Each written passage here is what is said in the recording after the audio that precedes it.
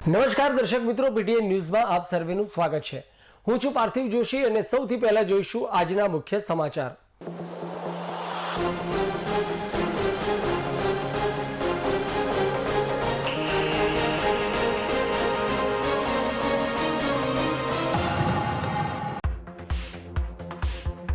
પાટણ જિલ્લામાં ચાલુ સાલે મેઘરાજા રીસાતા જગતનો તાત બન્યો ચિંતિત। જિલ્લામાં જૂન કોરો ગયા બાદ જુલાઈમાં વરસાદે કર્યા અમી છાંટણા, તો ખેડૂતોએ પોતાના ખેતરમાં મોટા ખર્ચ કરી તમામ તૈયારીઓ તો કરી, પરંતુ વરસાદ ખેંચાતા ચિંતાના જોવા મળ્યા વાદળો।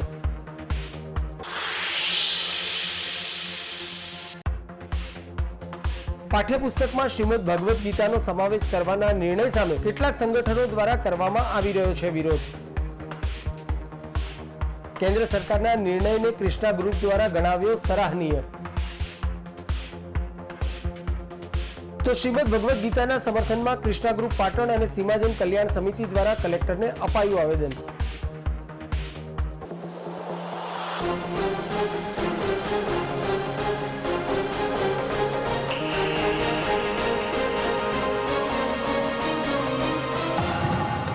તો હવે જોઈશું આજના સમાચાર વિગતવાર।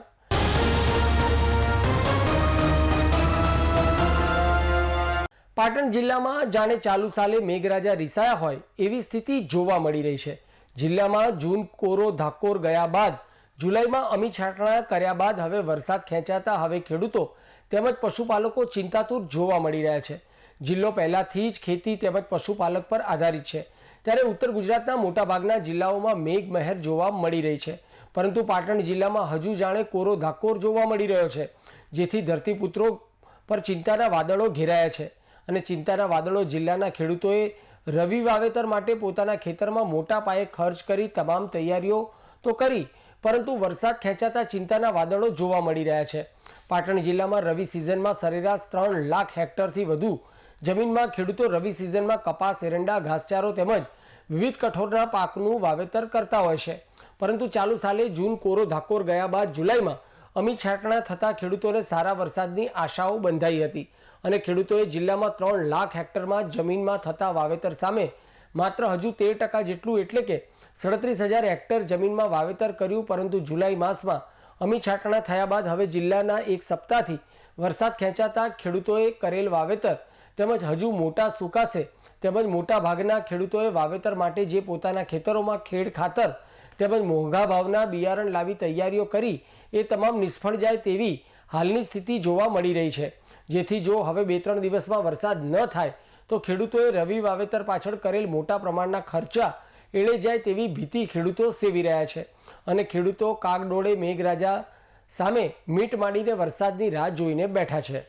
અને વરસાદ ખેંચાતા જે કપાસ હતા એ હજુ વિકાસ કરી શક્યા નથી અને સખત જે આપણે 15મી જૂને જો એના બદલે વરસાદ હાલ જુલાઈમાં થયો પણ થોડો થયો છે, એના કારણેથી વાવેતર જે હાર્ડ વાવેતર હોય ઘાસચારા માટે બાજરીનું છે કે સાસતો છે એ હજુ હવે વવરાણા છે અને એ વરસાદ ઓછો છે, જો વરસાદ થાય તો ને કે એ સુકાઈ જવાની ભેતી છે અને મોટા ખર્ચા થાય છે। હાલ તો બધા પાકને નુકસાન જ છે, વરસાદ છે નહીં બરાબર, અને હજુ જો 5 દિવસ ખેંચાય વરસાદ તો બાજરી બધું સુકાઈ જાય એમ છે સાહેબ।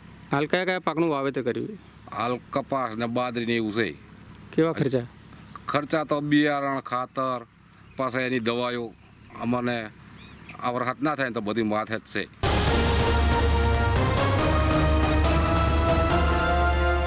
26 જુલાઈના દિવસને કારગિલ વિજય દિવસના રૂપમાં ઉજવવામાં આવે છે। 1999માં આ દિવસે ભારત અને પાકિસ્તાન વચ્ચે લગભગ 60 દિવસ સુધી ચાલેલા યુદ્ધનો અંત આવ્યો હતો।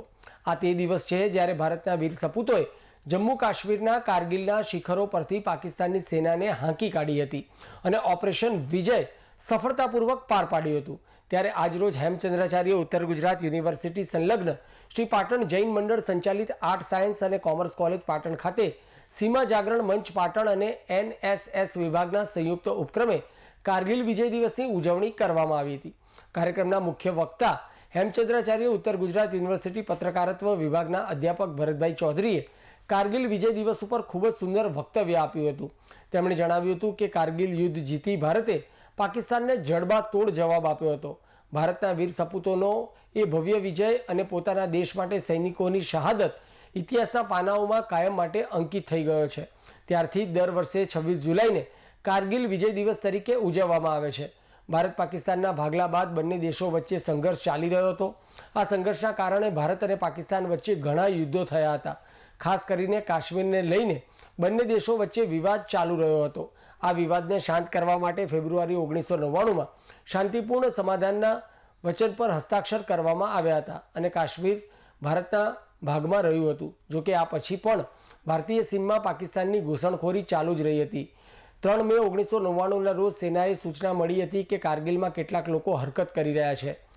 તાશી નામગ્યાલ નામના એક સ્થાનિક ચરવાહે સેનાને આ માહિતી આપી હતી. તાશી કારગિલના બાલ્ટિક સેક્ટરમાં પોતાના એક યાક શોધી રહ્યો હતો ત્યારે તેને ત્યાં શંકાસ્પદ પાકિસ્તાનના સૈનિકો દેખાયા હતા. આ પછી 5 મેના રોજ ભારતીય સેનાના પેટ્રોલિંગ પર નીકળી હતી. આ દરમિયાન સેનાના 5 જવાનોને બંધક બનાવીને તેમની હત્યા કરી દેવામાં આવી હતી.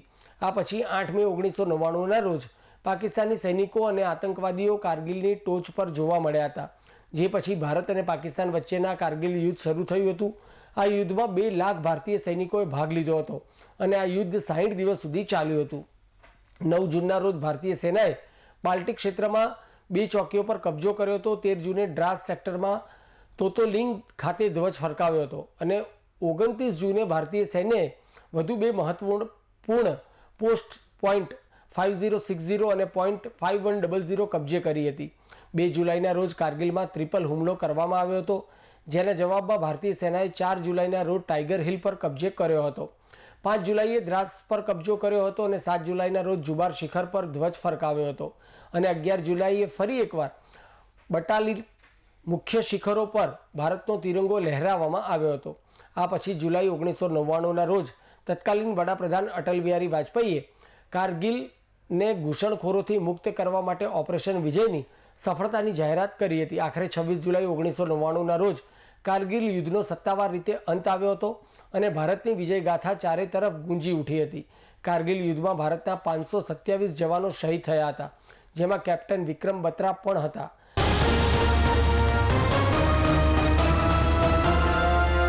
ભારત વિકાસ પરિષદ સિદ્ધેમ શાખા દ્વારા ગુરુવંદન છાત્ર અભિનંદન કાર્યક્રમનું આયોજન તારીખ 25 જુલાઈ 2024ના રોજ કરવામાં આવ્યું હતું. કાર્યક્રમની શરૂઆતમાં રાષ્ટ્રગાન વંદે માતરમથી કરવામાં આવી. આમંત્રિત મહેમાનો દ્વારા દીપ પ્રાગટ્ય કર્યા બાદ મહેમાનોને પુષ્પગુચ્છ અર્પણ કરવામાં આવ્યા. સભ્ય શિરીષભાઈ દ્વારા ભારત વિકાસ પરિષદ શાખાનો પરિચય આપવામાં આવ્યો. નિરંજનભાઈ દ્વારા બૌદ્ધિક પ્રસંગોની ચર્ચા કરવામાં આવી. શપથવિધિ રાજેશભાઈ દ્વારા કરવામાં આવી. આ કાર્યક્રમમાં સ્કૂલના સ્થાપક શ્રી જગદીશભાઈ કથુરિયા, સ્કૂલના ટ્રસ્ટી શ્રી, ભારત વિકાસ પરિષદના સભ્ય શ્રી હર્ષ પટેલ, શ્રી હાર્દિક સ્વામી, શાંતિભાઈ સ્વામી, વિજયભાઈ પટેલ, પૂનમબેન કથુરિયા તથા સ્કૂલના શિક્ષક મિત્રો ઉપસ્થિત રહ્યા હતા. સમગ્ર કાર્યક્રમનું સંચાલન સ્કૂલની વિદ્યાર્થીનીઓ ત્વિષારામી અને જાહ્નવી દ્વારા કરવામાં આવ્યું. સ્કૂલના વિદ્યાર્થીઓ દ્વારા તમામ શિક્ષકોને પુષ્પગુચ્છ અર્પણ કરીને ગુરુવંદના કરવામાં આવી. આભાર વિધિ સ્કૂલના સંસ્થાપક જગદીશભાઈ કથુરિયા દ્વારા કરવામાં આવી.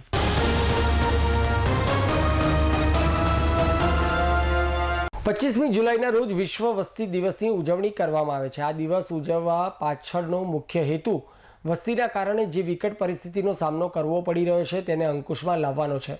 પાટણના પ્રજાપિતા બ્રહ્માકુમારી ઈશ્વરીય વિશ્વવિદ્યાલય ખાતે આરોગ્ય શાખા દ્વારા આયોજિત કાર્યક્રમમાં પાટણ જિલ્લામાં વસ્તી નિયંત્રણ માટે કામ કરનાર તમામ કર્મચારીશ્રીઓ હોસ્પિટલ્સનું પ્રમાણપત્ર આપીને સન્માન કરવામાં આવ્યું હતું. તેમજ જેઓએ કુટુંબ નિયોજન પદ્ધતિનો સ્વીકાર કર્યો છે તેવા લાભાર્થીઓનું પણ સન્માન કરવામાં આવ્યું હતું. આ લાભાર્થીઓએ પોતાના અનુભવો પણ લોકો સમક્ષ વર્ણન કર્યા હતા. વિશ્વ વસ્તી દિવસના આ કાર્યક્રમમાં ઉપસ્થિત કાર્યક્રમના અધ્યક્ષ એવા જિલ્લા પંચાયતના પ્રમુખ સુશ્રી હેતલબેન ઠાકોરે સૌને સંબોધિત કરતા જણાવ્યું હતું કે આજે વસ્તીના કારણે જે વિકટ પરિસ્થિતિનો સામનો આપણે સૌને કરવો પડી રહ્યો છે તેના પર નિયંત્રણ લાવવા માટે જ વિશ્વ વસ્તી દિવસની ઉજવણી કરવામાં આવે છે. આજે વિકસિત અને વિકાસશીલ દેશો માટે સૌથી મોટી સમસ્યા વસ્તી વધારો બની ગઈ છે, જે ખૂબ જ ચિંતાજનક બાબત છે. વસ્તી વધારાના કારણે દેશમાં ગરીબી અને બેરોજગારી જેવી સમસ્યાઓનું નિર્માણ થઈ રહ્યું છે. શહેરીકરણનું પ્રમાણ વધી રહ્યું છે. તેથી આપણી જ કેન્દ્ર સરકાર આ સમસ્યા પર નિયંત્રણ લાવવા માટે અનેક પ્રયત્નો કરી રહી છે. કુટુંબ નિયોજન આ પ્રયત્નોમાંનો એક ભાગ છે. બાળકીઓમાં શિક્ષણના પ્રમાણમાં ધીરે ધીરે વધારો લાવવામાં આવી રહ્યો છે, જેથી નાની ઉંમરે લગ્નનું પ્રમાણ પણ ઘટે. આ બાબતે અનેક મિટિંગો, સાસુ વહુઓ સંમેલનો ડોર ટુ ડોર પ્રચાર વગેરે કરવામાં આવી રહ્યું છે. આપણે સૌએ પણ સરકારના પ્રયત્નોમાં સાથ આપવો જોઈએ. આવો સૌ સાથે મળીને આદર્શ દેશની રચનામાં સહભાગી બનીને કાર્ય કરીએ. વિશ્વ વસ્તી દિવસના કાર્યક્રમમાં રાજયોગીની પ્રજાપિતા બ્રહ્માકુમારી શ્રી નીલમ દીદી, મુખ્ય જિલ્લા આરોગ્ય અધિકારી શ્રી વિષ્ણુભાઈ પટેલ, અધિક જિલ્લા આરોગ્ય અધિકારી શ્રી ડૉક્ટર ડીબી પટેલ, જિલ્લા બાળ સુરક્ષા અધિકારી Shri Ketanbhai Prajapati, global hospital mount આબુથી ડૉક્ટર મહેશભાઈ, મુખ્ય જિલ્લા તબીબી અધિકારી શ્રી ડિસ્ટ્રિક્ટ હોસ્પિટલ પાટણ તો પ્રીતિ સોની તથા મુખ્ય જિલ્લા તબીબી અધિકારી Shri general hospital Siddhpur doctor Shobha Khandelwal, dean Shri medical college Dharpur Hardikbhai Shah, doctor Nareshbhai Patel, EMO doctor Naresh Garg, તમામ ટીએચઓ અને આરોગ્યનો સ્ટાફ તથા આશા વર્કર બહેનો ઉપસ્થિત રહ્યા હતા.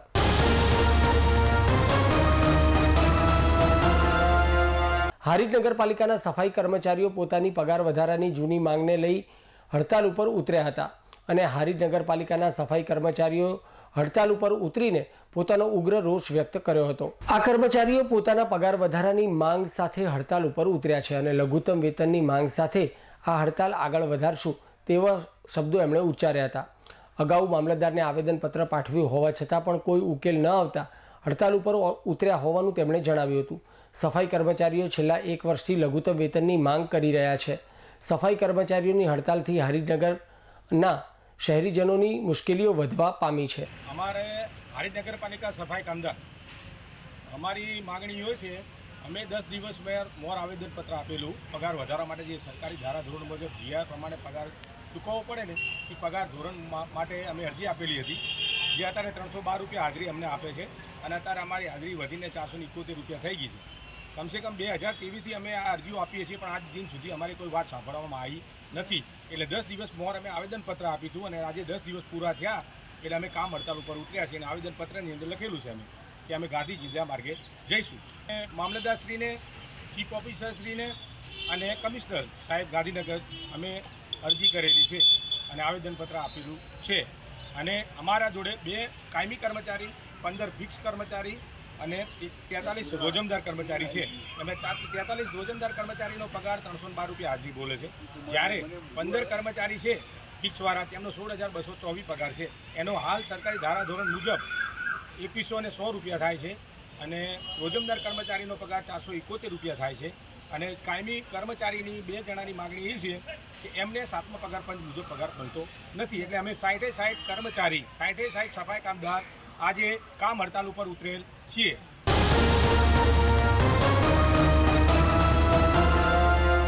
કેન્દ્ર સરકાર દ્વારા પાઠ્યપુસ્તક મંડળ શ્રીમદ ભગવદ્ ગીતાનો સમાવેશ કરવાનો નિર્ણય લેવામાં આવતા કેટલાક સંગઠનો દ્વારા આ નિર્ણયનો વિરોધ કરવામાં આવી રહ્યો છે. કેન્દ્ર સરકારના આ નિર્ણયને સરાહનીય ગણાવી આજરોજ કૃષ્ણા ગ્રુપ પાટણ અને સીમાજન કલ્યાણ સમિતિ દ્વારા પાટણ કલેક્ટર કચેરી ખાતે આવેદનપત્ર આપવામાં આવ્યું હતું. કૃષ્ણા ગ્રુપ પાટણના પ્રમુખ કિરણભાઈ દેસાઈએ જણાવ્યું હતું કે શ્રીમદ ભગવદ્ ગીતામાં કોઈપણ ધર્મનો ઉલ્લેખ નથી, માત્ર માનવ કલ્યાણ અને મનુષ્ય જાતિના કલ્યાણની વાત જ છે. શ્રીમદ ભગવદ્ ગીતા છે ત્યારે શ્રીમદ ભગવદ્ ગીતાના સમર્થનમાં આજે કલેક્ટર કચેરી ખાતે આવેદનપત્ર આપવામાં આવ્યું છે. આ કાર્યક્રમમાં કૃષ્ણા ગ્રુપના કિરણભાઈ દેસાઈ, સીમાજન કલ્યાણ સમિતિના પારસભાઈ ઠક્કર સહિત પાટણ તાલુકા પંચાયતના ડેલિગેટ અને સીમાજન કલ્યાણ સમિતિના સભ્યો અને કૃષ્ણા ગ્રુપ પાટણના સભ્યો ઉપસ્થિત રહ્યા હતા. આજરોજ સીમા જાગરણ મંચ અને કૃષ્ણા ગ્રુપ પાટણ દ્વારા જે સરકાર દ્વારા ભગવદ્ ગીતાને વિદ્યાર્થીઓના પાઠ્યપુસ્તકમાં સ્થાન આપવામાં આવ્યું છે તે કાર્યને અમે સર્વે બધા મળીને બિરદાવીએ છીએ અને સમર્થન આપીએ છીએ કે કલ્યાણના કાર્ય માટે બહુ સરસ કાર્ય કરી રહ્યા છે. જે ભગવદ્ ગીતાને સ્થાન પાઠ્યપુસ્તકમાં આપ્યું છે અને સરકાર છે આવાના આવા લોકહિત માટે કામ કરતી રહે એવી અપીલ કરીએ છીએ.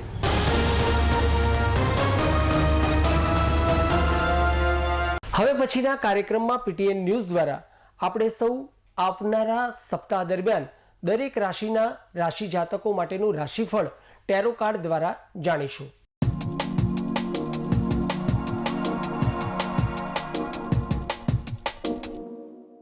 જય માતાજી મિત્રો, આજે 28 જુલાઈ 2024.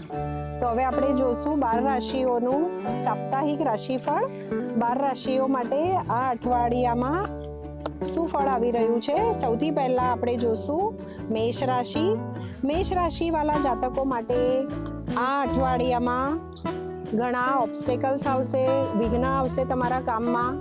અડચણો આવશે, તમારે તમારા આરોગ્યનું બી ધ્યાન રાખવું પડશે અને સંબંધો પણ થોડી ખટાશ ભર્યા રહેશે.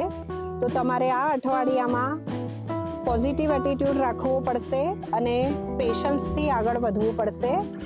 હવે આપણે જોશું બીજી રાશિ, વૃષભ રાશિ. વૃષભ રાશિવાળા જાતકો માટે આ અઠવાડિયામાં ધંધાકીય રીતે અને નોકરીમાં ઘણી જ પ્રગતિ થશે. તમારા કામોમાં તમને સફળતા મળશે. તમારા જે પણ ડ્રીમ્સ છે તમે અચીવ કરશો, પણ તમે તમારા આરોગ્યનું ધ્યાન રાખો.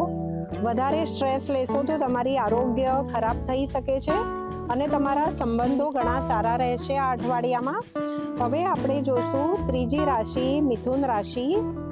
મિથુન રાશિવાળા જાતકોએ આ અઠવાડિયામાં કરિયર અને બિઝનેસમાં ઘણી જ સફળતા પ્રાપ્ત કરશે. તમારા જે કંઈ ડ્રીમ્સ છે તમે અચીવ કરી શકશો.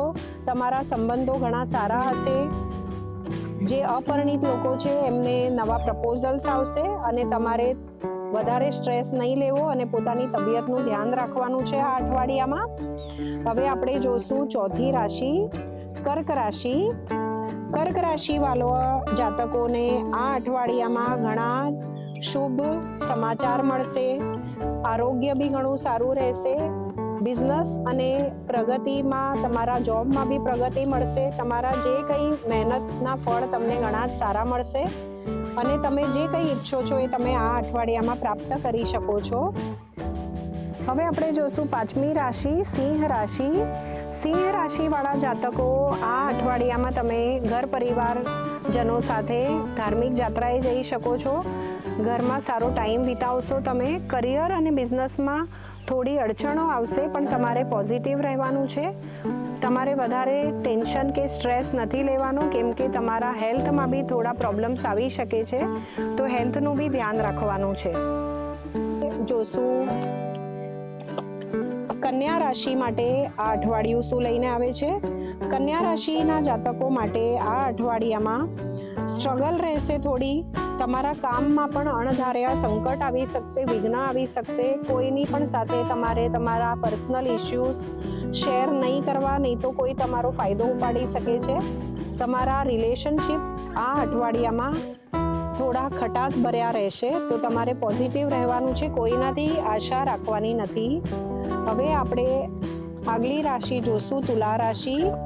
તુલા રાશિવાળા જાતકો, તમને આ અઠવાડિયામાં કોઈ તમારો ફાયદો ઉપાડી શકે છે. ઇમોશનલી કોઈ તમને દુઃખ પહોંચાડી શકે છે. તો તમારે પોઝિટિવ રહેવાનું છે, કોઈના પર આંધળો વિશ્વાસ નથી કરવાનો.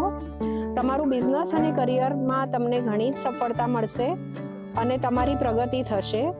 પોઝિટિવ રહો અને તબિયતનું પણ ધ્યાન રાખો. હવે આપણે જોશું નેક્સ્ટ રાશિ, વૃશ્ચિક રાશિ. વૃશ્ચિક રાશિના જાતકો માટે આ વીકમાં સ્ટ્રગલ અને ઓબ્સ્ટેકલ્સ રહેશે, નેગેટિવિટી રહેશે.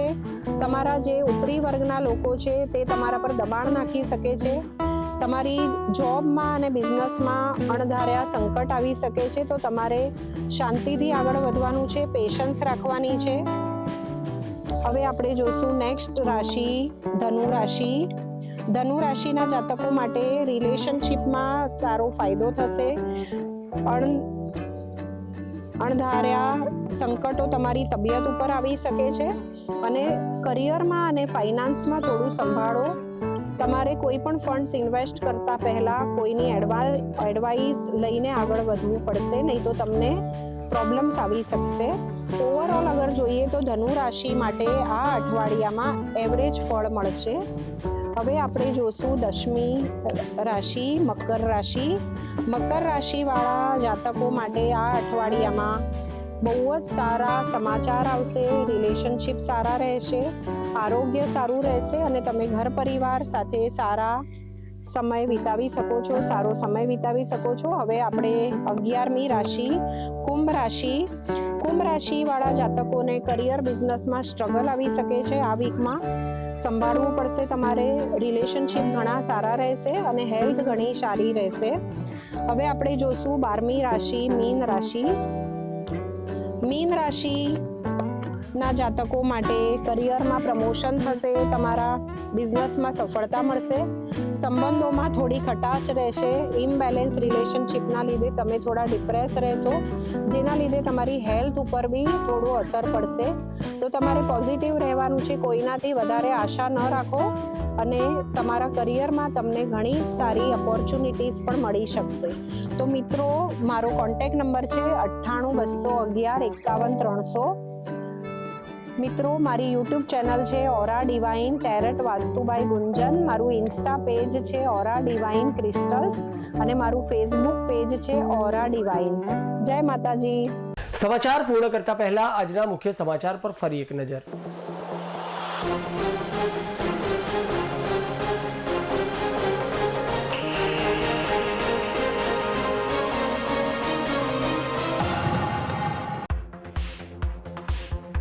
પાટણ જિલ્લામાં ચાલુ સાલે મેઘરાજા રીસાતા જગતનો તાત બન્યો ચિંતિત. જિલ્લામાં જૂન કોરો ગયા બાદ જુલાઈમાં વરસાદે કર્યા અમી છાંટણા.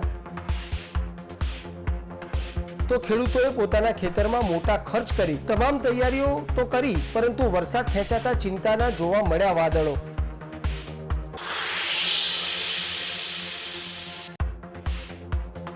પાઠ્યપુસ્તકમાં શ્રીમદ ભગવદ્ ગીતાનો સમાવેશ કરવાના નિર્ણય સામે કેટલાક સંગઠનો દ્વારા કરવામાં આવી રહ્યો છે વિરોધ. કેન્દ્ર સરકારના નિર્ણયને ક્રિષ્ના ગ્રુપ દ્વારા ગણાવ્યો સરાહનીય. તો શ્રીમદ ભગવદ્ ગીતાના સમર્થનમાં ક્રિષ્ના ગ્રુપ પાટણ અને સીમાજન કલ્યાણ સમિતિ દ્વારા કલેક્ટરને અપાયું આવેદન.